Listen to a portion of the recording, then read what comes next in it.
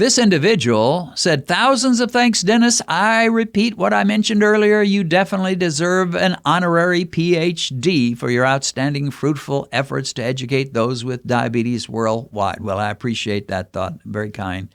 I don't need an honorary title or an honorary degree. My joy is in helping people and breaking the chains of diabetes. Break the chains in Jesus' name.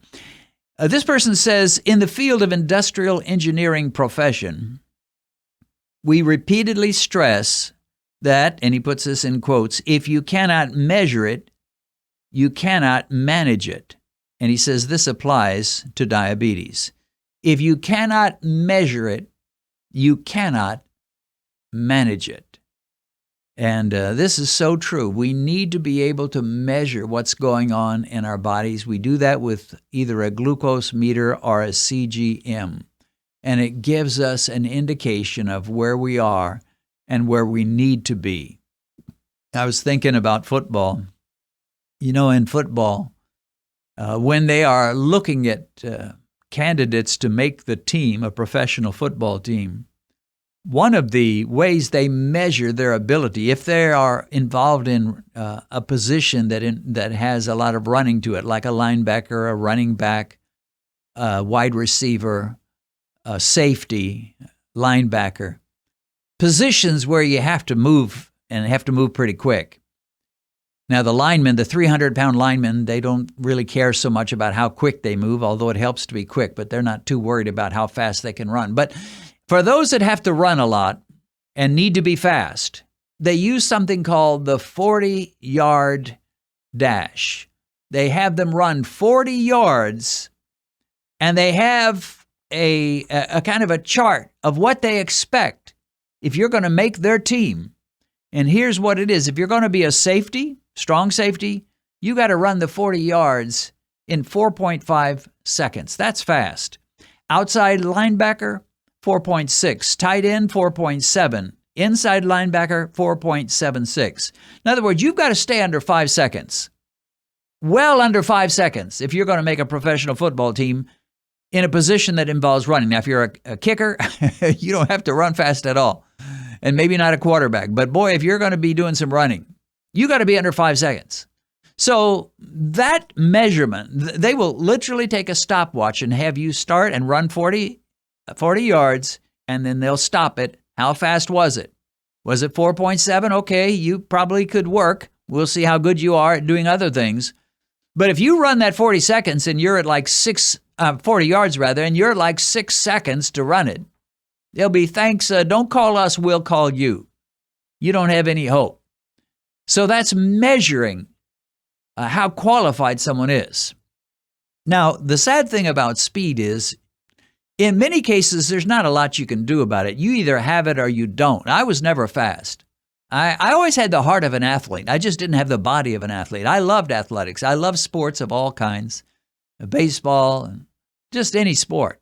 My problem was I was never fast and not especially coordinated, so it didn't really matter how much I loved sports. I mean, I probably could have had a Michael Jordan work ethic if I had been as good as Michael Jordan, but obviously I wasn't and wasn't as tall either. But you can't do a lot about your speed. You can maybe do a little bit, but you can't do a lot. The good news about diabetes is you can do a lot, my friend. You can make huge changes. And this guy's right. If you can measure it, you can manage it. If you can't measure it, you cannot manage it. So your first step is to measure where you are. I'll never forget when I took my first blood sugar test, when I was having my blood sugar going all over the place and I knew diabetes was rushing at me like a train wreck. Finally, one of our workers, the secretary in our office, gave me a blood sugar kit, a glucose testing meter, and she helped me learn how to test my blood sugar. I was scared to death with that first number, that first measurement, because I was starting to understand what was good, what wasn't, and I knew that you should be something around 100 or so as a good, or maybe as a good measurement. After eating, you might be at 120, 130. So I took that first test, and I thought, what if I'm 300? I was just scared. And as it turned out, I was actually on the low side. I think I was in the 60s because it was several hours after I'd eaten and my blood sugar was dropping. But that was the beginning of my success and my deliverance from high blood sugar and diabetes. When I began to measure it, I learned how to manage it. And I learned that as I kept my meals low carb, I could manage it. When I saw that I started before the meal with a 105, and after the meal I was at 122, I was like, yeah, that works. Nothing wrong with that. But if before the meal was 105 and after the meal I was at 205, I knew I had to make a change. I knew that meal was out. That was out for me, not just for a week or a month or a year. That was out for the rest of my life. And there are foods that I determined then and there, I'm done. I'm done with baked potatoes. I'm done with candy bars. I'm done with drinking sugary sodas. Once in a while I'll have a diet soda, but I'll certainly never have a sugary soda. The only exception to that being done with these foods is for diabetes. Once in a while, I don't like to do it much. I used to do it more. Nowadays, I'm less likely to do it, but once in a while, I'll eat a high-carb food to demonstrate a point, to make a point, and show you guys through my own misery what high-carb foods can do to you. But I eliminated all kinds of foods and meals. And at first, in my experience with all of this, all I knew was what I cannot eat. I cannot eat starchy foods. I cannot eat sugar. I cannot drink sodas. I cannot drink fruit juice. I cannot eat most fruits. I knew that was true. But I didn't know what I could eat much other than salads and some meat that didn't have a bread coating. So I knew what I could not eat. I didn't know too much of what I could eat. I didn't know about chaffles, and I didn't know about mug cakes, and I didn't know about stevia, and there were so many things I didn't know. I didn't know about low-carb pancakes. And when I started to learn that and figure out, yeah, actually, I'm eating about as well as I did before in terms of enjoying my meals, it was like, this isn't going to be so bad. But at first, I didn't know that. At first, I was just kind of the martyr saying, well, I just have to struggle and suffer and somehow get by in life, eating miserable meals.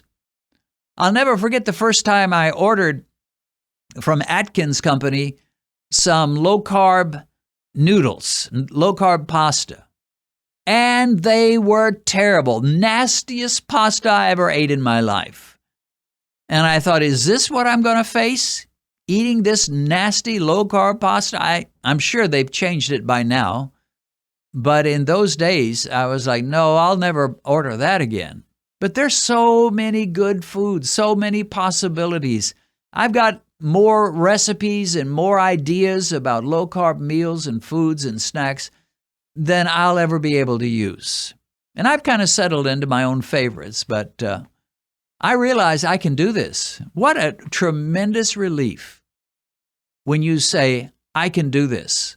I'm enjoying my meals, and my glucose meter is confirming I'm not spiking terribly, and my blood sugar isn't even close to diabetes. My A1C isn't even close to diabetes.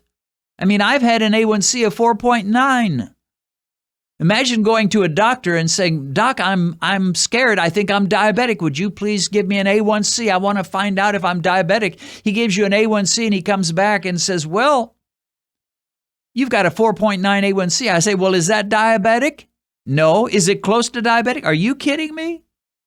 You say, you're not close. You're not even anywhere close to diabetic. You need to quit worrying, quit obsessing. You're not even close. And that's exactly where I want to be throughout my life. If you can just bring your A1C down a single point, you've done yourself a great favor. If you're an A1C of 8 and you bring it down to 7, good on you. You've done yourself a real favor. But my personal persuasion is there's no reason why you can't make the 5s club. Get into the 5s. And if you've done that, you've done yourself a really, really, really big favor. And your weight will typically go down as well. In fact, sometimes it can go down too much. You know, the average route of people's lives is you start out with a great A1C in your teens and early 20s. And because of the American diet, the standard African diet, the standard Asian diet, the standard British diet, you end up diabetic. Many cases, not everybody, but in many cases, you end up diabetic by your 50s or maybe 60s. So you can just see it progresses. It kind of progresses slowly for a long time, and then it starts to hit that exponential curve, and boom, off it goes to the races. That's the norm. It's just like weight. The normal weight pattern for people is you're slim in your teens. I mean, it's not true always anymore, but it used to always be, you find a 15-year-old, you found a skinny kid. That's girls, boys.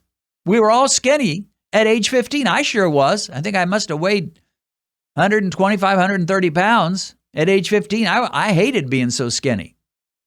And I was eating junk, but I was still skinny. But the standard pattern is you gain some weight through your 20s and 30s and 40s and 50s. And so many people, if you ask them, are you at your high school weight? They'd laugh at you. They'd say, are you stupid? Of course I'm not at my high school weight. I'm not anywhere close. Nobody's at their high school weight. Well, I beg to differ. I think there are people. Tell you the truth, I'm not at my high school weight because I was really skinny, as mentioned, but I'm very close to my college weight. When I graduated from college, to the best of my knowledge, I was around 165. I'm not far from that now. I'm under 170. So very close to my college weight. But I'll tell you this, I have to work at it a little more than I did then. When I was at my college weight in my college years, I wasn't trying. I wasn't working at it. I was just doing what college kids did and eating like college kids ate. I wasn't working at it. I work at it now. And I have to control myself. And I eat low carb. I went to IHOP this morning to have breakfast with my son. I ordered 2 fried eggs and a big old piece of sausage, a sausage patty. That was it. No bread, no pancake, no syrup, 2 fried eggs, medium well, in case you're interested, and 1 big sausage patty, and had some coffee.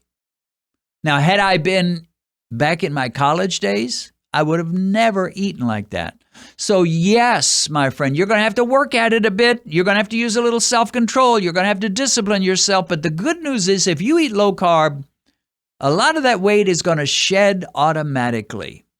So life is good, but you need to follow some of the rules of the way our bodies were made. And you just can't stuff yourself, especially the older you get, the less freedom you have to break the rules. Benedict and I do other things besides talk about overcoming diabetes. We have a Bible channel where we study the Bible together.